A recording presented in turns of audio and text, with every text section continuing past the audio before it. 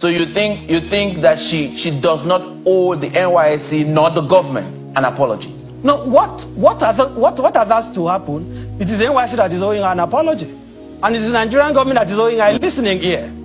The woman who called to threaten her, we will have to look at that, the legality of that, and the possible legal consequence for that. We cannot accept for Nigeria to be a banana republic, right? Because even under the act, what is the worst that they can do?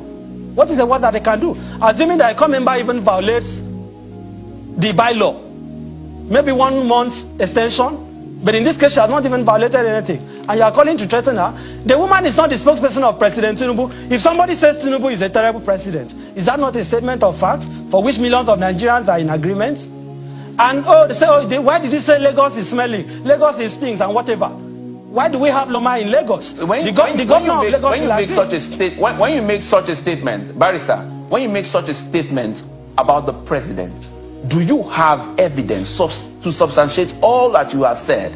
Or can you make that claim in both statements with your right claims? Can you make it with your right claims? Or do we just say it because we just have to say it? No, saying that Tinubu is a terrible president is self-evident. Right? It's self-evident. So self-evidence, do you use self-evidence in the courts? I mean this. do you use self-evidence in the courts? The evidence is before you. The evidence is before you. If the president is not terrible, Nigerians will be able to afford. Is the evidence I want to give you the evidence. Is the evidence admissible in court? Of course it is admissible, because the judge who will preside over the case could not have possibly trekked to the court. He would have had to enter a vehicle, and he knows how much he's buying fuel. That judge, possibly in his house, maybe he's depending on diesel or fuel, and he knows how much he's paying for it. Every Nigerian can attest. So you are saying that the judge will use that as his yardstick then? I'm telling you that in court. The question of whether this president is terrible or not is one that there shouldn't be a debate.